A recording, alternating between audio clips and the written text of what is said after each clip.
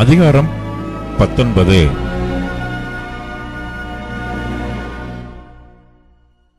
எகிப்தின் பாரம். இதோ, கர்த்தர் வேகமான மேகத்தின் மேல் ஏறி எகிப்துக்கு வருவார். அப்பொழுது எகிப்தின் விக்கிரகங்கள் அவருக்கு முன்பாக குலுங்கும். எகிப்தின் இருதயம் தனக்குள்ளே கரைந்து போகும். சகோதரனோடே சகோதரனும் சிநேகிதனோடே சிநேகிதனும் பட்டணத்தோடே பட்டணமும் ராஜ்யத்தோடே ராஜ்யமும் யுத்தம் பண்ணும்படியாய் எகிப்தியரை எகிப்தியரோடே போர்கலக்க பண்ணுவேன். அதனால் எகிப்தியருடைய ஆவி அவர்களுக்குள் சோர்ந்து போகும். அவர்கள் ஆலோசனையை முழுகிப் போக பண்ணுவேன். அப்பொழுது விக்கிரகங்களையும் மந்திரவாதிகளையும் சன்னதக்காரர்களையும் குறி சொல்லுகிறவர்களையும் தேடுவார்கள். நான் எகிப்தியரை கடினமான அதிபதியின் கையில் ஒப்பிப்பேன். கடூரமான ராஜா அவர்களை ஆளுவான் என்று சேனைகளின் கர்த்தராகிய ஆண்டவர் சொல்லுகிறார். அப்பொழுது கடலின் தண்ணீர்கள் குறைந்து நதியும் வற்றி வறண்டு போம். ஆறுகளை திருப்பி விடுவார்கள்.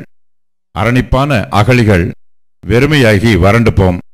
கொறுக்கையும் நாணலும் வாடும். நதியோரத்திலும் நதி முகத்திலும் இருக்கிற மடலுள்ள செடிகளும் நதி அருகே விதைக்கப்பட்ட யாவும் உலர்ந்து போம். அது பறக்கடிக்கப்பட்டு இல்லாதே போம். மீன் பிடிக்கிறவர்கள் பெருமூச்சு விடுவார்கள். நதியிலே தூண்டில் போடுகிற யாவரும் துக்கிப்பார்கள். தண்ணீர்களின் மேல் வலைகளை வீசுகிறவர்கள் சலித்து போவார்கள். மெல்லிய சணலை பக்குவப்படுத்துகிறவர்களும் சல்லாக்களை நெய்கிறவர்களும் நாணுவார்கள். மீன் வளர்க்கிற குளங்களை கூலிக்கு அணை கட்டுகிற அனைவருடைய அணைக்கட்டுகளும் உடைந்து போம்.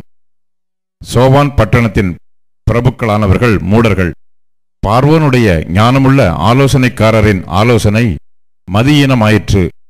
நான் ஞானிகளின் புத்திரன், நான் பூர்வ ராஜாக்களின் குமாரன் என்று பார்வோனுடனே எப்படி சொல்லுகிறீர்கள்? அவர்கள் எங்கே? உன் ஞானிகள் எங்கே? சேனைகளின் கர்த்தர் எகிப்தை குறித்து பண்ணின யோசனையை அவர்கள் உனக்கு தெரிவிக்கட்டும், அல்லது தாங்களே அறிந்து கொள்ளட்டும். சோவான் பிரபுக்கள் மூடரானார்கள். நோப்பின் பிரபுக்கள் மோசம் போனார்கள். எகிப்தையும் அதன் கோத்திர தலைவரையும் வழிதப்ப பண்ணுகிறார்கள். கர்த்தர் அதன் நடுவில் தாறுமாறுகளின் ஆவியை வரப்பண்ணினார். ஆனது கொண்டு வெறியன் வாந்தி பண்ணி தள்ளாடி திரிகிறது போல அவர்கள் எகிப்தை அதன் எல்லா செய்கையிலும் தள்ளாடி திரிய பண்ணுகிறார்கள். எகிப்தில் தலையாகிலும் வாளாகிலும் கிளையாகிலும் நாணலாகிலும் செய்யும் வேலை ஒன்றுமிராது. அக்காலத்திலே எகிப்தியர் பெண்டுகளைப் போல் இருந்து சேனைகளின் கர்த்தர் தங்கள் மேல் அசைக்கும் கை அசைவினாலே அஞ்சி நடுங்குவார்கள்.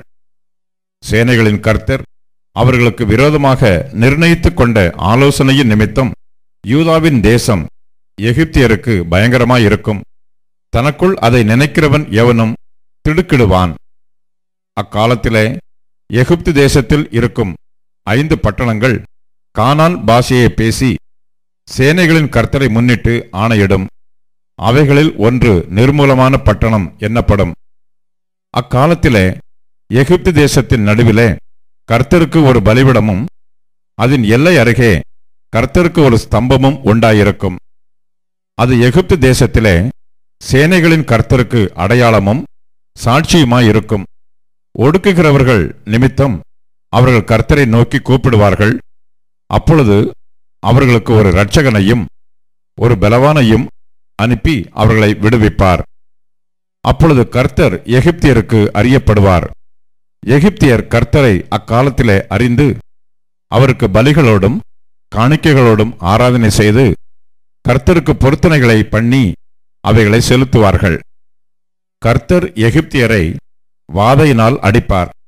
அடித்து குணமாக்குவார். அவர்கள் கர்த்தரிடத்தில் மனம் திரும்புவார்கள். அப்பொழுது அவர்கள் விண்ணப்பத்தை கேட்டு அவர்களை குணமாக்குவார். அக்காலத்திலே எகிப்திலிருந்து அசீரியாவுக்கு போகிற பெரும் பாதை உண்டாயிருக்கும். அசீரியர் எகிப்துக்கும் எகிப்தியர் அசீரியாவுக்கும் வந்து எகிப்தியர் அசீரியரோடும் கூட ஆராதனை செய்வார்கள். அக்காலத்திலே இஸ்ரவேல் எகிப்தோடும் அசீரியாவோடும் மூன்றாவதாக பூமியின் நடுவில் ஆசீர்வாதமாயிருக்கும். அவர்களை குறித்து சேனைகளின் கர்த்தர், எகிப்தியராகிய என் ஜனமும் அசீரியராகிய என் கரத்தின் கிரியையும் இஸ்ரவேலராகிய என் சுதந்திரமும் ஆசீர்வதிக்கப்பட்டது என்று சொல்லி அவர்களை ஆசீர்வதிப்பார்.